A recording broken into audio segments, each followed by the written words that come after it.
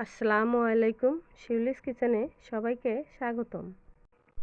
আজকে আপনাদের সাথে শেয়ার করব চিংড়ি মাছের মজাদার মালাইকারি। তাহলে বেশি কথা না বাড়িয়ে চলে যাই এর প্রস্তুত প্রণালীতে। প্রথমেই চিংড়ির মালাইকারির জন্য বানিয়ে নেব স্পেশাল একটা মশলা। স্পেশাল মশলার জন্য একটি ব্লেন্ডার জারে নিয়ে নেব মাঝারি সাইজের দুটা পেঁয়াজ, দিয়ে দেব 4-5 কোয়া রসুন, ছোট এক টুকরা আদা কুচি করে কেটে দিয়ে দেব 4-5টা কাঁচামরিচ, দিয়ে দেব 3টা কাজু বাদাম। এবার এগুলো একসাথে একটু পানি দিয়ে ব্লেন্ড করে নেব।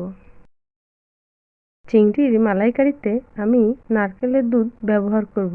এই জন্য নিয়ে নেব 1 বাটি নারকেল কোরানো। এটা একটু পানি দিয়ে ব্লেন্ডারের জারে ব্লেন্ড করে নেব। নারকেল কোরানোটা ব্লেন্ড করা হয়ে গেলে হালকা গরম পানির ভিতরে দিয়ে এর ভিতরে দুধটা বের করে নেব। আপনারা চাইলে এখানে গরুর দুধ কিংবা গুঁড়া দুধ ব্যবহার করতে পারেন, কিন্তু নারকেলের দুধটা ব্যবহার করলে মালাইকারির টেস্টটা অনেক ভালো হয়। এবার চিংড়ি মাছগুলো একটা একটা করে কেটে নেব। চিংড়ির মাথার কাছে যে মলাটা থাকে তা কেটে বের করে নেব। চিংড়িটার মাথার নিচ থেকে পিঠ বরাবর কেটে এর ভিতরে কালো একটা সুতার মতো আছে সেটা বের করে নেব। এভাবেই সবগুলো মাছ কেটে নেব।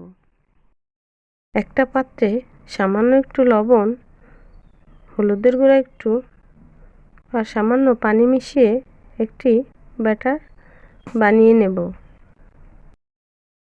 যে চিংড়িগুলো কেটে ধুয়ে পরিষ্কার করে রেখেছিলাম তার গায়ে ব্যাটারগুলো ভালো করে লাগিয়ে দেব। এভাবেই আস্তে আস্তে সব মশলাগুলো মাছের গায়ে লাগিয়ে নিতে হবে। মাছগুলো মাখানো হয়ে গেলে চুলা অন করে একটি প্যান বসিয়ে দেব। একটু তেল দিয়ে তেলটা গরম হলে এক এক করে দিয়ে দেব চিংড়ি মাছ।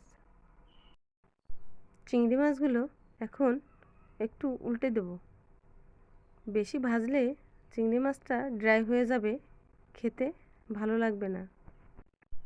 মাছগুলো হালকা ভাজা হয়ে গিয়েছে, এখন একটি পাত্রে উঠিয়ে নেব। প্যানে দিয়ে দেব 3 টেবিল চামচ পরিমাণে রান্নার রেগুলার তেল। আপনারা চাইলে এখানে সরিষার তেল ব্যবহার করতে পারেন। এর মধ্যে দিয়ে দেব 3 টুকরা এলাচ, 3টা গরম মশলার ছাল। এটা একটু ভেজে নেব সুন্দর একটা স্মেল আসা পর্যন্ত। এ পর্যায়ে দিয়ে দেব 2 চামচ পেঁয়াজ বাটা।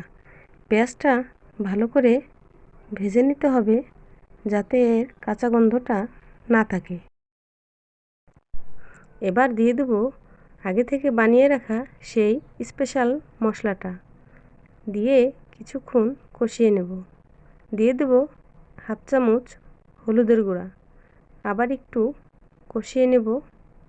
দিয়ে দেব কাশ্মীরি লঙ্কার গুঁড়া 1/2 চা চামচ, আবার একটু কষিয়ে নিয়ে যে বাটিতে স্পেশাল মশলাটা ছিল সেই বাটিটা ধুয়ে একটু পানি দিয়ে দেব, আবার একটু কষিয়ে নেব।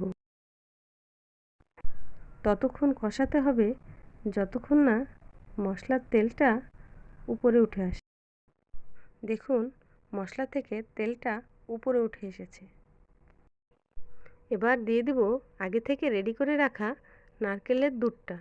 আমি এখানে অর্ধেকটা ব্যবহার করেছি, বাকিটা পরে ব্যবহার করব। মশলাটা ভালোভাবে আবার একটু কষিয়ে নেব। এবার বাকি নারকেলের দুধটাও দিয়ে দেব।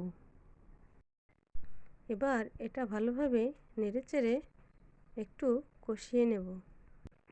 একটু ফুটে উঠলেই দিয়ে দেব পরিমাণ মতো লবণ, দিয়ে দেব আগে থেকে ভেজে রাখা চিংড়ি মাছগুলো। এবার একটু নেড়েচেড়ে দেব। নেড়েচেড়ে ঢাকনা দিয়ে ঢেকে দেব। রান্নাটা মিডিয়াম আঁচে করতে হবে। 5 মিনিটের জন্য ঢেকে দিয়েছিলাম।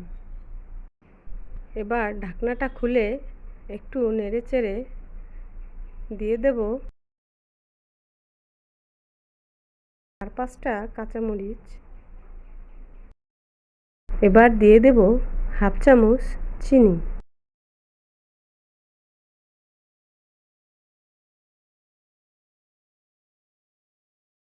আবার ঢাকনা দিয়ে ঢেকে